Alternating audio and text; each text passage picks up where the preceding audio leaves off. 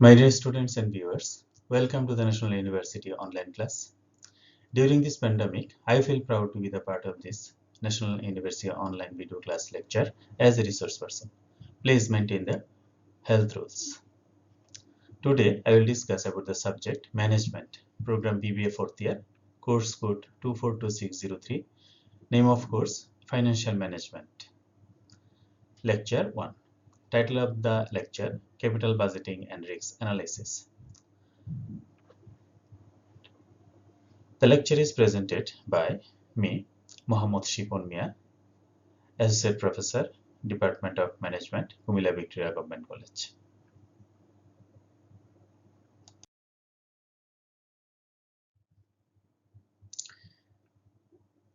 Dear students, আজকে আমরা যে বিষয়গুলো নিয়ে আলোচনা করব সেগুলো হলো risk analysis and capital budgeting, এটা ফাইন্যান্সিয়াল ম্যানেজমেন্টের দ্বিতীয় চ্যাপ্টার। এই চ্যাপ্টারে আমাদের আলোচ্য বিষয় হলো রিস্ক কি, ক্যাপিটাল বাজেটিং এ রিস্ক বলতে কি বোঝায়, এক্সপেক্টেড ভ্যালু কি, ওয়েটেড এভারেজ ভ্যালু কি, এক্সাম্পল সহ আলোচনা করো। How to calculate standard deviation in capital budgeting, risk analysis করার জন্য আমাদের স্ট্যান্ডার্ড ডেভিয়েশন সম্পর্কে ধারণা থাকতে হয়, আমরা এটাতে দেখব আজকে। How to calculate and use coefficient of variation in risk analysis, risk অ্যানালাইসিসের ক্ষেত্রে কোএফিসিয়েন্ট অফ ভেরিয়েশন কি সেটা আমরা দেখব। Define certainty equivalent approach, risk ব্যবহার করে ক্যাপিটাল বাজেটিং এ যে ডিসিশন নিতে হয় সেখানে ক্যাপিটাল সার্টেনিটি ইকুইভ্যালেন্ট অ্যাপ্রোচ ব্যবহার করা হয়। How to calculate certainty equivalent adjustment factor, certainty equivalent adjustment factor কিভাবে ক্যালকুলেট করতে হয় সেটা আমরা দেখব। মেনশন দ্য স্টেপস ইন সিই approach for business application, certainty equivalent approach কিভাবে বিজনেসের ক্ষেত্রে অ্যাপ্লাই করা হয় সেটা দেখব। এক্সপ্লেইন দ্য সিই approach with practical business application. Define risk adjusted discount rate RADR, risk adjusted discount rate সম্পর্কে আমরা দেখব এবং how to calculate risk adjusted discount rate, risk adjusted discount rate কিভাবে ক্যালকুলেট করতে হয় সেটাও আমরা আজকের লেকচারে আলোচনা করব।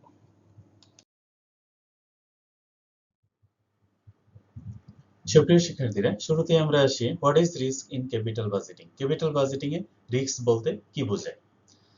Risk is the variability of future rate of returns or cash inflow of a project around the expected value. অর্থাৎ এক্সপেক্টেড ভ্যালু হলো এখানে অ্যাভারেজ ভ্যালু। অ্যাভারেজ ভ্যালু থেকে ইন্ডিভিজুয়াল ভ্যালুগুলোর যে ভেরিয়েবিলিটি, যে ডেভিয়েশন, সেই ডেভিয়েশনটাই হলো রিস্ক। বলা হচ্ছে variability of returns is the deviation. Variability of returns, এখানে ভেরিয়েবিলিটি কি, ভেরিয়েবিলিটি অফ রিটার্নসটা কি? ভেরিয়েবিলিটি হলো এই যে বন্ধুরা এখানে একটা প্রজেক্ট, এই প্রজেক্টটা 5 বছর মেয়াদী একটা প্রজেক্ট। এখানে বিনিয়োগ করলে প্রতি বছর প্রথম বছরে আসবে 80,000, দ্বিতীয় বছরে 60,000, তৃতীয় বছরে 60,000, চতুর্থ বছরে 60,000, পঞ্চম বছরে 1,80,000। এগুলো হলো সম্ভাব্য রেট অফ রিটার্ন। তো এই সবগুলি রিটার্নের যদি আমরা গড় করি, এই গড় থেকে প্রথম বছর রিটার্ন, দ্বিতীয় বছর রিটার্ন বা এই যে রিটার্নগুলো আছে, এই রিটার্নগুলি যত কম বেশি হবে বা বড় ছোট হবে সেটাই হলো ডেভিয়েশন। এই ডেভিয়েশনগুলি হলো প্রকল্পের রিস্ক। অর্থাৎ আমরা যেটা এক্সপেক্ট করছি সেই এক্সপেক্ট গুলো থেকে যে ভিন্নতাটা সৃষ্টি হবে, যে ডেভিয়েশনটা সৃষ্টি হবে, যে কম অর্থ উপার্জিত হবে, সেটাই হলো হওয়ার যে সম্ভাবনা, সেটাই হলো রিস্ক। তাহলে variability of cash inflow is the risk of a project. আমরা উদাহরণ সহ এই বিষয়গুলো আরো ব্যাখ্যা করব। তারপর এখানে দেখো, এখানে একটা প্ল্যান্টে 1,20,000 টাকা রিটার্ন আসার সম্ভাবনা 4.4, 80,000 টাকা রিটার্ন আসার সম্ভাবনা 0.4, 1 লাখ টাকা রিটার্ন আসার সম্ভাবনা 0.2। তাহলে এই তিনটার গড় করলে যেটা হবে সেটি হলো ওই প্ল্যান্টের এক্সপেক্টেড রেট অফ রিটার্ন।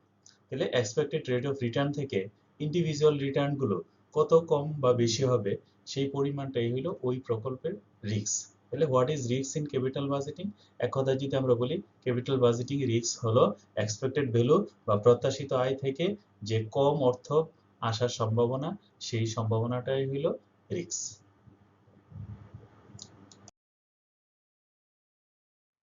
এবার আসে আমরা দেখি এক্সপেক্টেড ভ্যালু বলতে কি বোঝায়। এই যে এতক্ষণ আমরা বললাম এক্সপেক্টেড ভ্যালু, এক্সপেক্টেড ভ্যালু কি, ডিফাইন এক্সপেক্টেড ভ্যালু।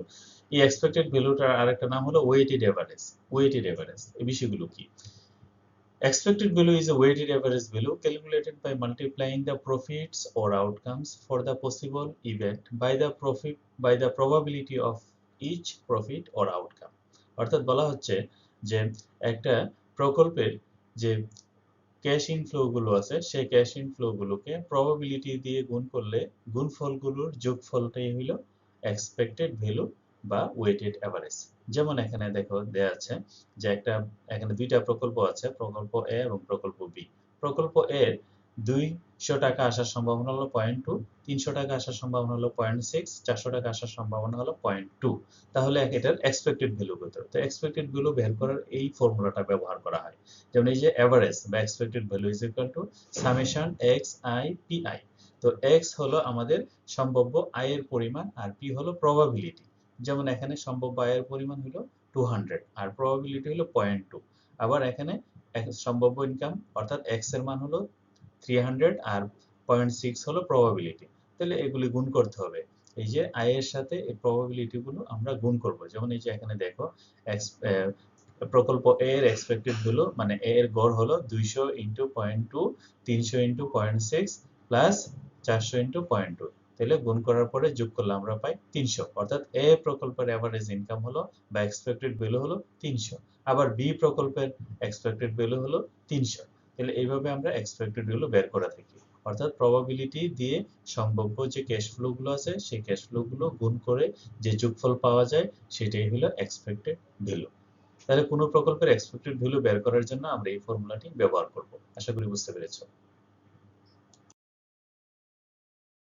এখন আমরা দেখব স্ট্যান্ডার্ড ডেভিয়েশন। স্ট্যান্ডার্ড ডেভিয়েশন কি? তো দেখো স্ট্যান্ডার্ড ডেভিয়েশন তোমরা স্ট্যাটিস্টিক্সে স্ট্যান্ডার্ড ডেভিয়েশন কি পড়েছো। তারপর আমরা এখানে বলছি যে standard deviation is closely related to the statistical value of standard deviation where is it where it measures the spread out of data in frequency or probability distribution।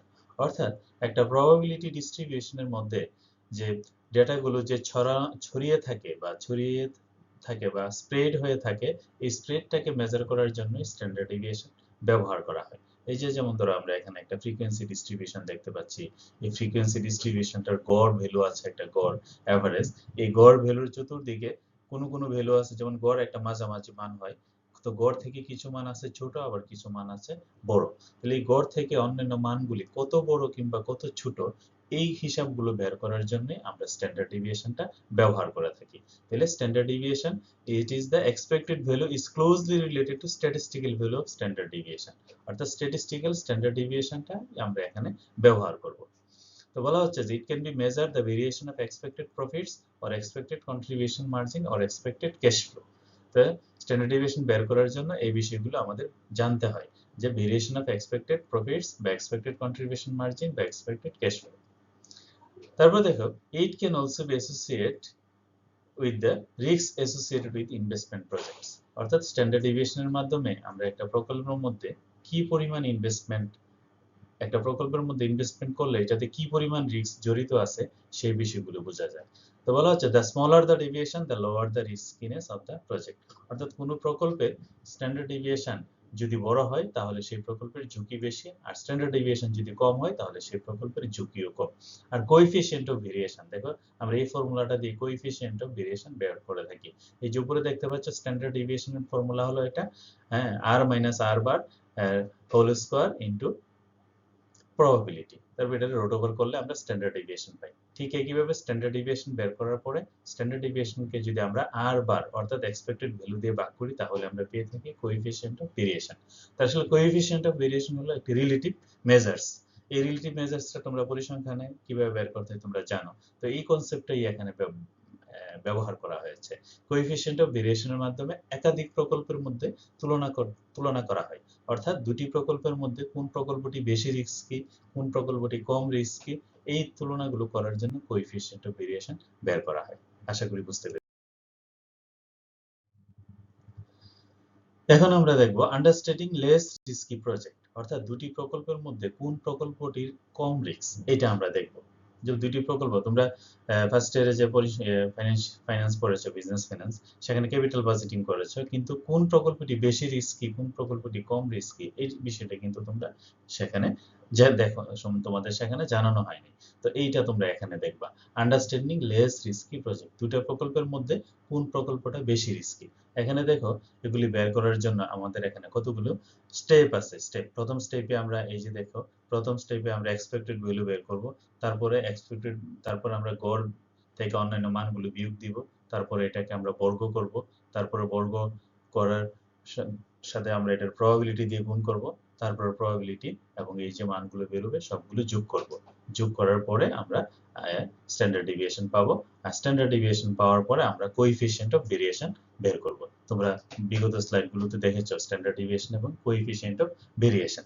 তাহলে standard deviation বের করার জন্য আমরা কি স্টেপ অনুসরণ করি? এই 6টা, 1টা 2টা 3টা 4টা 5টা 6টা, এই 6টা স্টেপ অনুসরণের মাধ্যমে আমরা স্ট্যান্ডার্ড ডেভিয়েশন বের করে থাকি। প্রথম স্টেপে কি?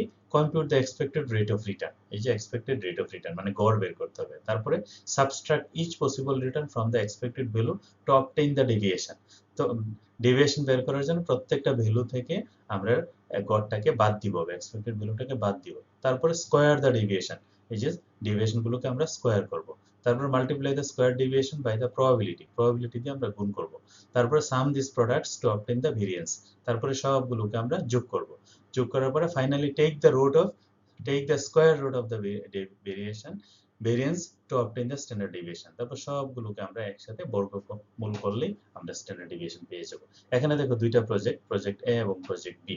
এই দুইটি প্রজেক্টের মধ্যে কোনটা লেস রিস্কি প্রজেক্ট, কম ঝুঁকি সম্পন্ন প্রকল্প কোনটা? দেখো এখানে প্রথম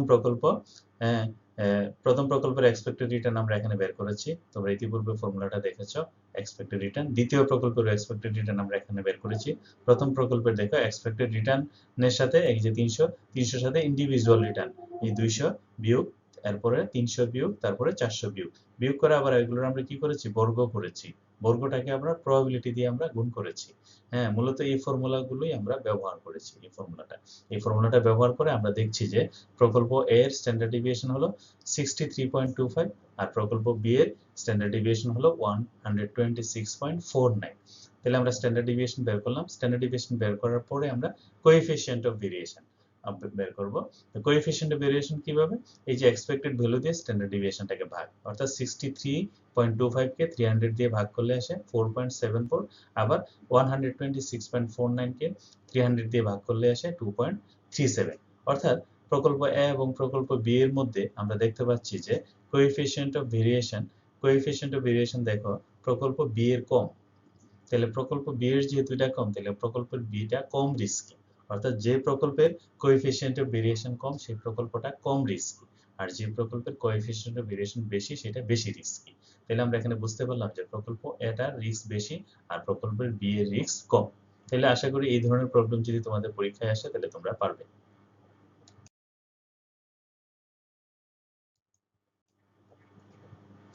আমরা এখন চলে আসি সার্টেনটি ইকুইভ্যালেন্ট অ্যাপ্রোচ। অর্থাৎ আমাদের capital budgeting in risk analysis এর মধ্যে প্রথম অ্যাপ্রোচটি হলো সার্টেনটি ইকুইভ্যালেন্ট অ্যাপ্রোচ। তো সার্টেনটি ইকুইভ্যালেন্ট অ্যাপ্রোচ কি? সার্টেনটি মানে কি? নিশ্চয়তা। ইকুইভ্যালেন্ট মানে নিশ্চয়তা সমতুল্য। তাহলে the certainty equivalent is a guaranteed return, অর্থাৎ যেখানে গ্যারান্টি দেওয়া থাকবে রিটার্নের যে এই রিটার্নটা আসবেই, মানে আমরা নিশ্চিত কোনো প্রকল্প গ্রহণের ক্ষেত্রে আমরা ওই প্রকল্প থেকে যে পরিমাণ রিটার্ন সম্পর্কে আমরা নিশ্চিত সেই পরিমাণ রিটার্নটাকে বলা হয় সার্টেনটি ইকুইভ্যালেন্ট।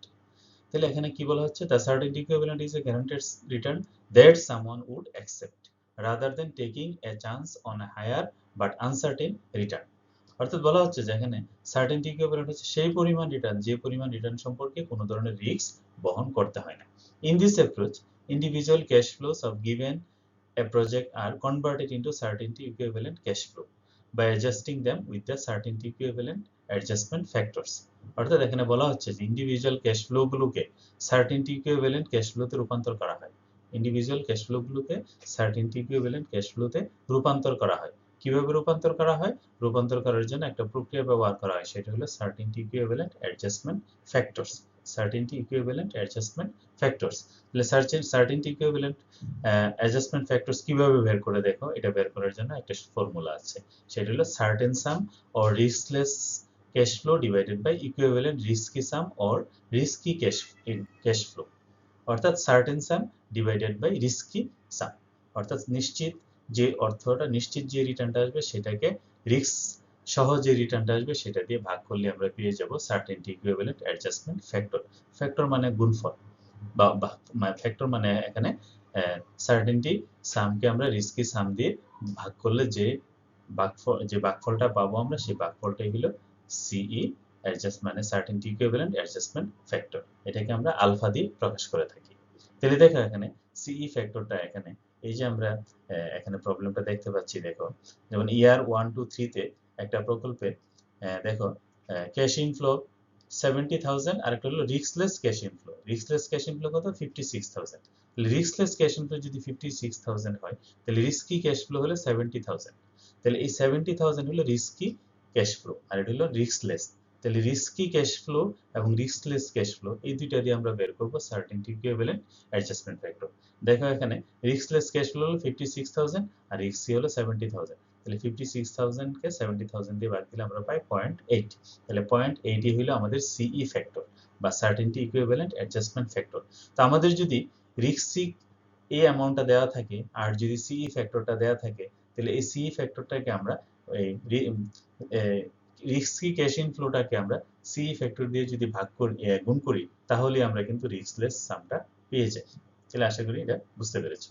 এখানে দেখো এক্সাম্পল একটা দেয়া আছে এখানে, assume risk free rate of return is 5% and risk adjusted discount rate is 10% at the time period is 5 years, calculate CE adjustment factor। তো এখানে তোমরা CE adjustment factor বের করার জন্য একটা পদ্ধতি দেখেছো, এটা আরেকটা পদ্ধতি। তো এই পদ্ধতিটার ক্ষেত্রে দেখো আমরা একটা ডিফারেন্ট একটা ফর্মুলা ব্যবহার করছি এখানে, যে certainty equivalent adjustment factor is equal to 1 plus risk free rate of return power n, n মানে হলো নাম্বার অফ ইয়ার্স। তাহলে 1 plus REDR power n whole power n। REDR হলো রিস্ক অ্যাডজাস্টেড ডিসকাউন্ট রেট। এই risk adjusted অর্থাৎ এই রেটটা risk adjustment করার পরে পাওয়া যায় এই রেটটা RADR। তাহলে এখানে RADR হলো 5% আর রিস্ক অ্যাডজাস্টেড এখানে রিস্ক ফ্রি রেট হলো 5% আর রিস্ক অ্যাডজাস্টেড রেট হলো 10%। তাহলে এখানে রিস্ক ফ্রি রেট এই যে 5% আর রিস্ক অ্যাডজাস্টেড ডিসকাউন্ট রেট হলো 10%। তাহলে 1 প্লাস, তাহলে এই কাজটা করলে আমরা কি পাই? সিই অ্যাডজাস্টমেন্ট ফ্যাক্টর।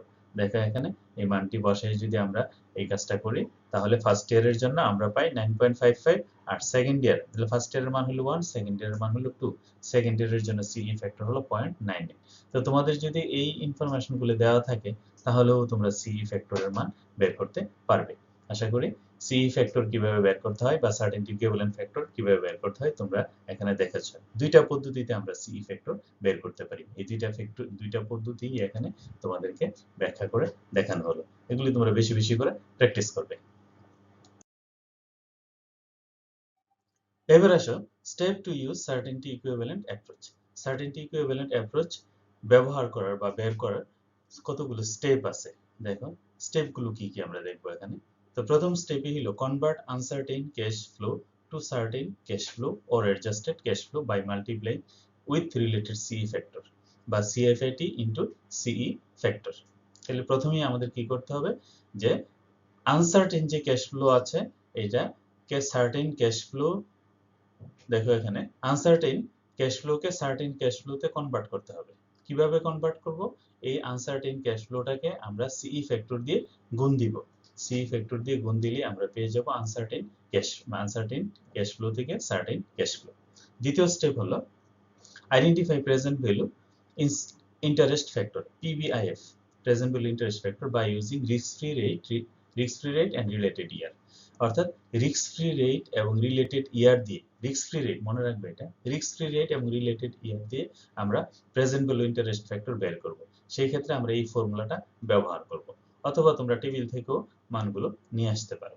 স্টেপ 3 হলো calculate present value by multiplying adjusted or certain cash flow into PVIF। অর্থাৎ PVIF এই যে তোমরা এখানে PVIF বের করেছো, PVIF দিয়ে যদি সার্টেন ক্যাশ ফ্লোগুলোকে গুণ দাও তাহলেই পেয়ে যাবে প্রেজেন্ট ভ্যালু। আর প্রেজেন্ট ভ্যালুকে যোগ করলে আমরা পাবো total present value of certain cash flow. তো total present value of certain cash flow যদি পেয়ে যাই তাহলে আমরা যে ক্যাশ ফ্লোটা ইনভেস্ট করেছি অর্থাৎ টোটাল ক্যাশ আউটফ্লো হয়েছে সেই টোটাল ক্যাশ আউটফ্লোটা যদি আমরা এই ভ্যালুটা থেকে বাদ দিই তাহলে আমরা পেয়ে যাব NPV। এই যে NPV is equal to total present value of certain cash flow minus total cash outflow of investment। তারপর আমরা ডিসিশন নিব যে আমরা প্রকল্পটা গ্রহণ করব নাকি বর্জন করব। যদি পজিটিভ এনপিভি আসে তাহলে আমরা প্রকল্পটা গ্রহণ করার সিদ্ধান্ত নিতে পারি, আর যদি নেগেটিভ এনপিভি আসে তাহলে আমরা প্রকল্পটাকে বর্জন করার সিদ্ধান্ত নিব। তা আশা করি সিই অ্যাপ্রোচ ব্যবহার করার যে পদক্ষেপগুলো আছে, যে স্টেপগুলো আছে, সেই স্টেপগুলো তোমরা বলতে পারবে। এবার আসো এই সার্টেনটি ইকুইভ্যালেন্ট অ্যাপ্রোচ ব্যবহার করে আমরা একটা প্রবলেম সলভ করি। দেখো, a company is examining two mutually exclusive projects proposals. The management of the companies uses certainty equivalent approach to evaluate the new proposal. Based on the following information, advise the company which project should be taken by them if cost of capital is 12% and risk-free rate is 6%. তাহলে এখানে information গুলো কি দেওয়া আছে, যে এখানে দুইটা প্রকল্প দেওয়া আছে। দেখো, প্রত্যেকটা প্রকল্পের মেয়াদ হলো 4 বছর করে। প্রপোজাল এ এবং প্রপোজাল বি। দেখো, প্রথম প্রপোজালে বিনিয়োগ করছে 25,000 টাকা, দ্বিতীয় প্রকল্প বিনিয়োগ মানে দ্বিতীয় বিকল্পটাতেও 25,000 টাকা। তাহলে প্রথম বিকল্পটাতে যদি বিনিয়োগ করে, তাহলে প্রথম বছরে 15,000 টাকা আসার সম্ভাবনা 0.8, দ্বিতীয় বছরে 15,000 টাকা আসার সম্ভাবনা 0.7, তৃতীয় বছরে 15,000 আসার সম্ভাবনা 0.6, চতুর্থ বছরে 15,000 আসার সম্ভাবনা 0.5। তাহলে এই যে সিই ফ্যাক্টর, তোমরা যে সিই ফ্যাক্টর দেখেছো বিগত স্লাইডটাতে, এই সিই ফ্যাক্টর গুলো দেয়া আছে, অর্থাৎ সার্টেনটি ইকুইভ্যালেন্ট ফ্যাক্টর দেয়া আছে দুইটা প্রপোজালেরই। এখন এই সার্টেনটি ইকুইভ্যালেন্ট ফ্যাক্টর ব্যবহার করে তোমরা এখানে কস্ট অফ ক্যাপিটালও দেওয়া আছে, রিস্ক ফ্রি রেট দেওয়া আছে, এগুলি ব্যবহার করে ডিসিশন নিতে হবে যে আমরা কোন প্রকল্পটা গ্রহণ করব। বলা হচ্ছে যে এই প্রকল্পগুলি হলো two mutually exclusive investment project. Mutually investment project কি আসলে?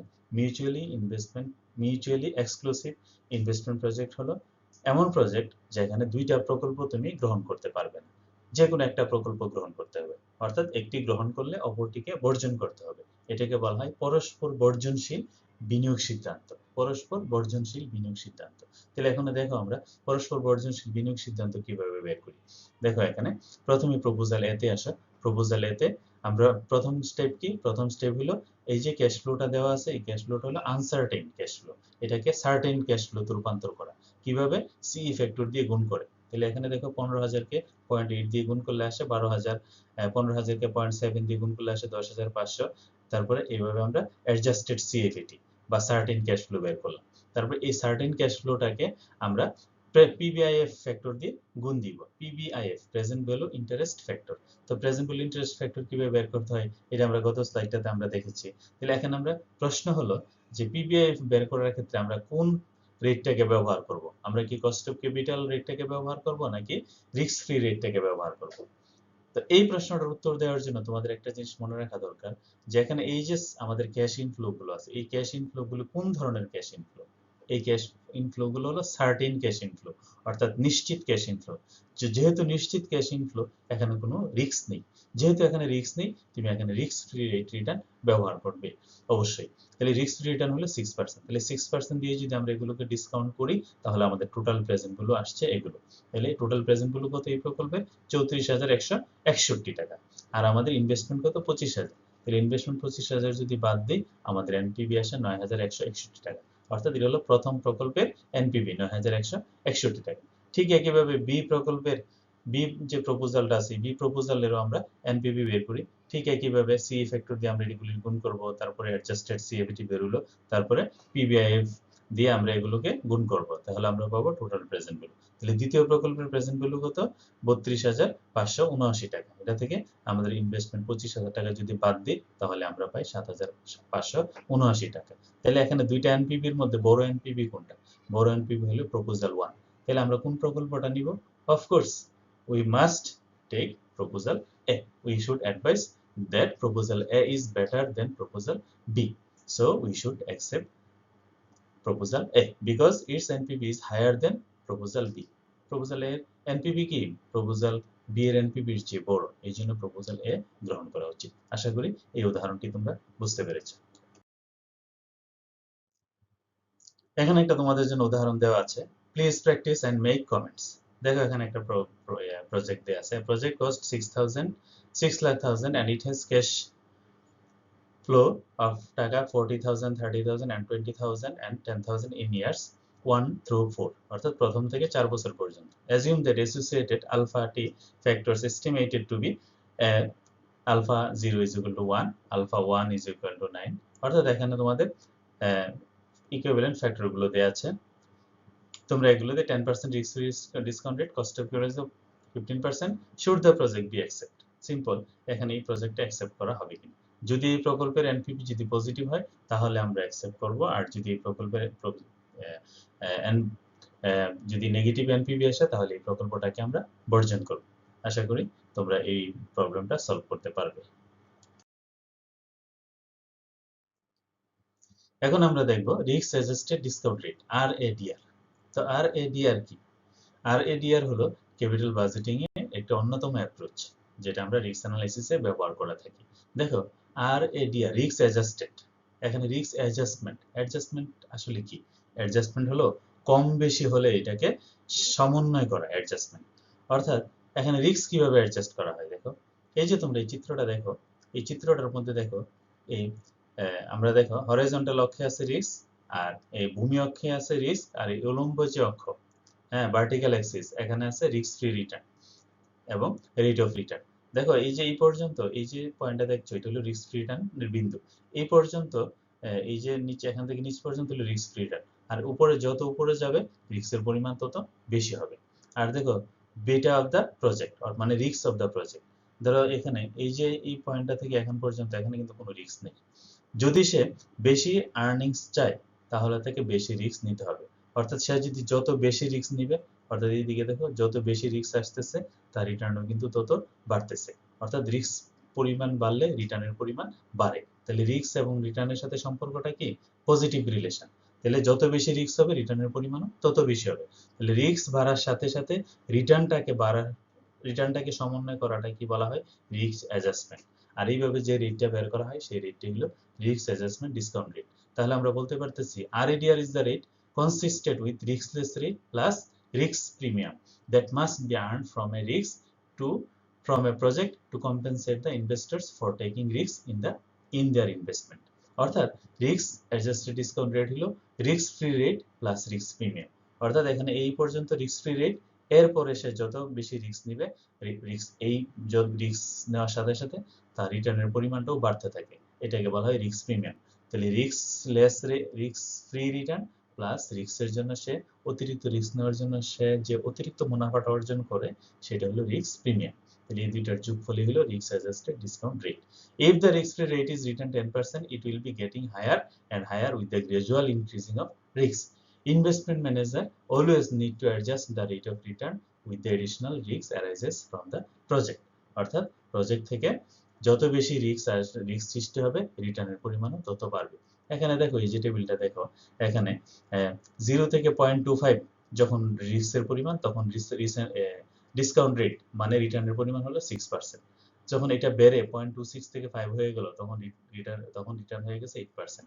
তাহলে এইভাবে দেখো ক্রমান্বয়ে যত বেশি রিস্ক বাড়তেছে রিটার্নের পরিমাণও তত বাড়তেছে। তাহলে RADR বের করার জন্য আমাদের একটা ফর্মুলা আছে, রিস্ক অ্যাডজাস্টেড ডিসকাউন্ট রেট বের করার জন্য রিস্ক ফ্রি রেট প্লাস এটা হলো beta coefficient into market return minus risk free return. তাহলে মার্কেট রিটার্ন থেকে রিস্ক ফ্রি রিটার্ন বাদ দিয়ে এটাকে আমরা বিটা কোএফিসিয়েন্ট দিয়ে গুণ করলে আমরা পেয়ে যাই রিস্ক প্রিমিয়াম। আর এই রিস্ক প্রিমিয়ামকে রিস্ক ফ্রি রেটের সাথে যোগ করলে আমরা পেয়ে যাব RADR মানে রিস্ক অ্যাডজাস্টেড ডিসকাউন্ট রেট। আশা করি তোমরা এই ফর্মুলাটা বুঝতে পেরেছো। এখন আমরা দেখব practical application of RADR approach. RADR অ্যাপ্রোচের প্র্যাকটিক্যাল অ্যাপ্লিকেশন। তাহলে এখানে দেখো প্রকল্প creative support is considering to invest in one of the mutually exclusive project ABC। এখানে তিনটা মিউচুয়ালি এক্সক্লুসিভ প্রজেক্ট আছে, অর্থাৎ তুমি তিনটা প্রকল্পের মধ্যে যে কোনো একটা প্রকল্প নিতে পারবে। হ্যাঁ বলতেছে the firm's cost of capital is 15% and risk free rate is 10%. The firm has gathered the following basic cash flow and risk index data for the project. অর্থাৎ প্রতিষ্ঠানটি এই ইনফরমেশনগুলো সে সংগ্রহ করেছে। কি information? Find the net present value of each project using the firm's cost of capital. Which project is preferred in this situation? বলতেছে তুমি যদি শুধু এনপিভি ব্যবহার করো তাহলে কোন প্রকল্পটা লাভজনক। আর বলতেছে the firm uses the following equation to determine the risk adjusted discount rate for each project. Risk adjusted discount rate কিভাবে বের করতে হবে ফর্মুলাটা এখানে বলে দিয়েছে। বলতেছে যদি প্রতিষ্ঠানটা RADR অ্যাপ্রোচ ব্যবহার করে তাহলে তুমি কোন প্রকল্পটা গ্রহণ করবে। বলতেছে third, use RADR for each project to determine its risk adjusted NPV. Which project do you prefer to this situation? বলতেছে তুমি যদি RADR অ্যাপ্রোচ ব্যবহার করো, হ্যাঁ এনপিভি আরএডিআর প্রজেক্ট ব্যবহার করো, তাহলে তুমি এখানে তুমি কোন প্রকল্পটা গ্রহণ করবে। তাহলে প্রথম জিজ্ঞেস করা হচ্ছে তোমাকে এনপিভি ব্যবহার করলে কোন প্রকল্পটা গ্রহণ করবে। দ্বিতীয়টাতে হলো তুমি আরএডিআর বের করবে, প্রত্যেকটা প্রকল্পের জন্য আরএডিআর বের করবে। তৃতীয়ত হলো আরএডিআর ব্যবহার করে তুমি কোন প্রকল্পটা গ্রহণ করবে। আশা করি তুমি এই প্রবলেম তিনটা বুঝতে পেরেছো।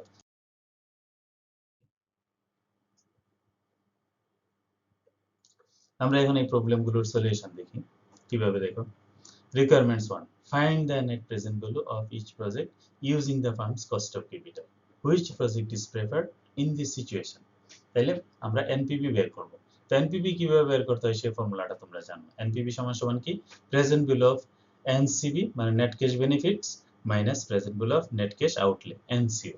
তাহলে এটা কিভাবে বের করতে হয়, দেখো প্রজেক্ট এ তে সিএফএটি গুলোকে আমরা present value interest factor, present value interest factor কি এখানে, এখানে হলো কস্ট অফ ক্যাপিটাল। এটা কিন্তু risk free rate of return না, এটা হলো এখানে কস্ট অফ ক্যাপিটাল। কারণ আমরা আরেকটা অ্যাপ্রোচ আরএডিআর অ্যাপ্রোচে আছে, আরএডিআর অ্যাপ্রোচে কিন্তু তুমি অবশ্যই কস্ট অফ ক্যাপিটালটা ব্যবহার করবে। তাহলে এই যে কস্ট অফ ক্যাপিটাল দিয়ে আমরা প্রেজেন্ট ভ্যালু এখানে বের করলাম।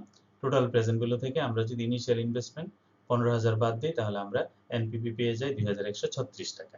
প্রকল্প বি এর ক্ষেত্রে দেখো একইভাবে প্রকল্প বি এর ক্ষেত্রে আমরা এনপিভি বের করতে পারি 1,678 টাকা, সেম ফর্মুলা। প্রকল্প সি এর ক্ষেত্রে আমরা এনপিভি বের করতে পারি 1,144 টাকা। তাহলে তিনটা প্রকল্পের এনপিভি পজিটিভ। তাহলে আমরা কি তিনটা প্রকল্পই নিব? না, তিনটা প্রকল্প নেওয়া আমাদের পক্ষে সম্ভব না। কেন সম্ভব না? কারণ এটা mutually exclusive project. Mutually exclusive প্রজেক্টের ক্ষেত্রে যে প্রকল্পের এনপিভি সবচেয়ে বেশি হবে সেই প্রকল্পটাই গ্রহণ করতে হয়। তাহলে এই তিনটা প্রকল্পের মধ্যে যদি আমরা তুলনা করি, তাহলে এ বি সি এর মধ্যে সবচেয়ে বেশি এনপিভি হলো এ প্রকল্পে 2,136 টাকা। তাহলে আমরা এখানে প্রকল্প এ গ্রহণ করব। তাহলে প্রথম রিকোয়ারমেন্টসে আমরা কোন প্রকল্পটাকে প্রেফার করব, প্রজেক্ট এ।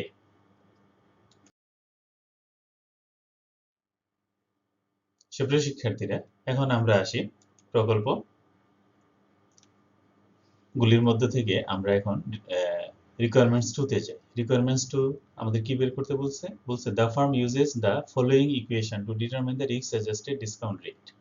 অর্থাৎ রিস্ক অ্যাডজাস্টেড ডিসকাউন্ট রেট বের করে এই ফর্মুলাটা ব্যবহার করে। The substitute each project risk index into this equation to determine its RADR. অর্থাৎ এই RADR বের করার জন্য তুমি রিস্ক ইন্ডেক্সটাকে ব্যবহার করে তুমি এই প্রতিষ্ঠানগুলোর জন্য RADR বের করো। কিভাবে আমরা বের করব? আমরা জানি RADR এর ফর্মুলা। মনে আছে আমরা প্রথম দিকের স্লাইডে কিন্তু আমরা RADR এর ফর্মুলা লিখেছিলাম, RF plus beta into RM minus RF। RM মানে মার্কেট রিটার্ন। তো এই ফর্মুলাটাই কিন্তু আসলে এই ফর্মুলাটা RF বিটার জায়গাতে লেখা আছে রিস্ক ইন্ডেক্স, অর্থাৎ বিটাটা হলো রিস্ক ইন্ডেক্স। তাহলে আমরা কিভাবে বের করব? তো প্রথমেই আমরা প্রথমটাতে আসি যে RADR এ মানে এ প্রকল্পের জন্য। তো এ প্রকল্পের আমাদের রিস্ক ফ্রি রিটার্ন হলো 10% আর এ প্রকল্পের রিস্ক ইন্ডেক্স হলো 1.8। রিস্ক ইন্ডেক্স আমরা লিখলাম। আর রিস্ক ফ্রি রিটার্ন মানে কস্ট অফ ক্যাপিটাল হলো 15%। তো কস্ট অফ ক্যাপিটাল থেকে আমরা রিস্ক রিটার্ন বাদ দিলাম, তাহলে আমরা এটাকে ইকুয়েশন করলে আমরা পাই 19%। অর্থাৎ প্রথম প্রকল্পের RADR হলো 19%। একইভাবে দ্বিতীয় মানে বি প্রকল্পের RADR হলো 15%। তারপরে এটা সি প্রকল্পের RADR হলো 13%। তাহলে আমরা তিনটা প্রকল্পেরই RADR বের করে ফেললাম। তাহলে দ্বিতীয় রিকোয়ারমেন্টস আমাদের হয়ে গেল।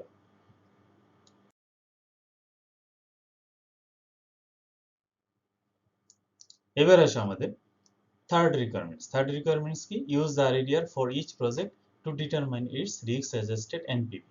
অর্থাৎ RADR ব্যবহার করে তুমি এবার এনপিভি বের করো।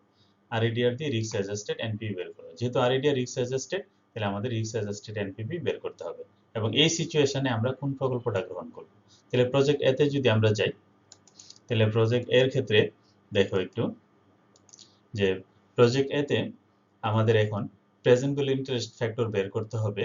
হ্যাঁ, RADR এর যে আমরা RADR এর ক্ষেত্রে যে আমরা বের করেছি প্রকল্পের এর RADR কত ছিল? 19%। এই RADR ব্যবহার করে আমরা প্রেজেন্ট ভ্যালু ইন্টারেস্ট ফ্যাক্টরটা নির্ণয় করব। তোমরা জানো প্রেজেন্ট ভ্যালু ইন্টারেস্ট ফ্যাক্টরের ফর্মুলাটা কি। তো এই ফর্মুলাতে আমরা 19% বসাবো আর এর জায়গাতে। তো এই 19% বসিয়ে আমরা প্রেজেন্ট ভ্যালু বের করলাম এখানে। তো প্রেজেন্ট ভ্যালু দেখো, প্রথম প্রকল্পের প্রেজেন্ট ভ্যালু আসলে টোটাল 15,828 টাকা। এটা থেকে আমরা ইনিশিয়াল ইনভেস্টমেন্ট 15,000 টাকা বাদ দিই, তাহলে আমরা পাবো এনপিভি 828 টাকা। একইভাবে প্রকল্প বি এর ক্ষেত্রে দেখো, এখানে প্রকল্প বি এর আরএডিআর ছিল 15%। আমরা একটু আগে যে ক্যালকুলেট করলাম রিকোয়ারমেন্টস 2 তে, এই আরএডিআরটাই আমরা এখানে ব্যবহার করছি 15%। তাহলে 15% ব্যবহার করলে তার এনপিভি আসে 1678 টাকা। তাহলে বি প্রকল্পের এনপিভি আসলে 1678 টাকা। একইভাবে সি প্রকল্পের ক্ষেত্রে আসো, সি প্রকল্পের আরএডিআর আসছিল কত মনে আছে? 13%। তো এই 13% দিয়ে আমরা প্রেজেন্ট ভ্যালু ইন্টারেস্ট ফ্যাক্টর নির্ণয় করব। তো এই প্রেজেন্ট ভ্যালু ইন্টারেস্ট ফ্যাক্টর যদি আমরা নির্ণয় করি, তাহলে আমরা এই মানগুলো পেয়ে থাকি। তো এই মানগুলি দিয়ে আমরা সিএফএটিকে গুণ করলে আমরা এই মানগুলো পাই। তাহলে আমরা টোটাল প্রেজেন্ট ভ্যালু আসলো এটা থেকে আমরা ইনিশিয়াল ইনভেস্টমেন্ট বাদ দিই 19,000। তাহলে আমরা এনপিভি কত পেলাম? 2,138 টাকা। তাইলে এই তিনটা প্রকল্পের মধ্যে আমাদের এনপিভি সবচেয়ে বড় কোনটা? এনপিভি সবচেয়ে বড় হলো সি প্রকল্পের। সি প্রকল্পের এনপিভি হলো 2,128 টাকা, 38 টাকা। তো তোমাদের মনে আছে প্রথম রিকোয়ারমেন্টসে আমরা রিস্ককে যখন বিবেচনা করি নাই, তখন আমাদের কাছে সবচেয়ে ভালো প্রকল্প ছিল প্রকল্প এ। আর রিকোয়ারমেন্টস 3 তে আমরা রিস্ক বিবেচনা করেছি। রিস্ক বিবেচনা করে আমরা আরএডিআর নির্ণয় করেছি। এখন আরএডিআর কে ব্যবহার করে আমরা যে এনপিভি পেলাম, তখন কিন্তু আমরা দেখছি যে সি প্রকল্পের এনপিভি সবচেয়ে বেশি। অর্থাৎ রিস্ক বিবেচনা করলে আর রিস্ক বিবেচনা করে যদি আমরা অ্যাডজাস্টেড রেট ব্যবহার করি, তাহলে আমাদের এনপিভি হচ্ছে সি প্রকল্পের এনপিভি হচ্ছে সবচেয়ে বেশি। তাহলে এই ক্ষেত্রে আমরা গ্রহণ করব সি প্রকল্প। তাহলে আশা করি আরএডিআর অ্যাপ্রোচ ব্যবহার করে কিভাবে একটি প্রকল্প সিলেক্ট করতে হয় সেটা তোমরা এখান থেকে বুঝতে পেরেছো। তাহলে আজকের এই লেকচারে আমরা ক্যাপিটাল বাজেটিং এবং রিস্ক অ্যানালাইসিসে আমরা বেসিক কনসেপ্টগুলো আমরা এখানে আলোচনা করার চেষ্টা করেছি, এবং আমরা দুটি অ্যাপ্রোচ আমরা এখানে এক্সপ্লেন করেছি। একটা হলো সার্টেনটি ইকুইভ্যালেন্ট অ্যাপ্রোচ, আর একটা হলো আরএডিআর অ্যাপ্রোচ। আর আরও দেখেছি আমরা এক্সপেক্টেড ভ্যালু কিভাবে বের করতে হয়, তারপরে স্ট্যান্ডার্ড ডিভিয়েশন কিভাবে বের করতে হয়, তারপরে কোএফিসিয়েন্ট অফ ভেরিয়েশন কিভাবে বের করতে হয়। এবং এই বিষয়গুলি ব্যবহার করে ক্যাপিটাল বাজেটিং এ কিভাবে রিস্ক অ্যানালাইসিস করতে হয় সেই বিষয়গুলো আমরা এই চ্যাপ্টারে আলোচনা করব। পরবর্তীতে আমাদের এই চ্যাপ্টারের যে বিভিন্ন কনসেপ্ট আমরা আলোচনা করব, সেখানে কিন্তু আমাদের এই বিষয়গুলো মনে রাখতে হবে। ধন্যবাদ সবাইকে, ভালো থেকো।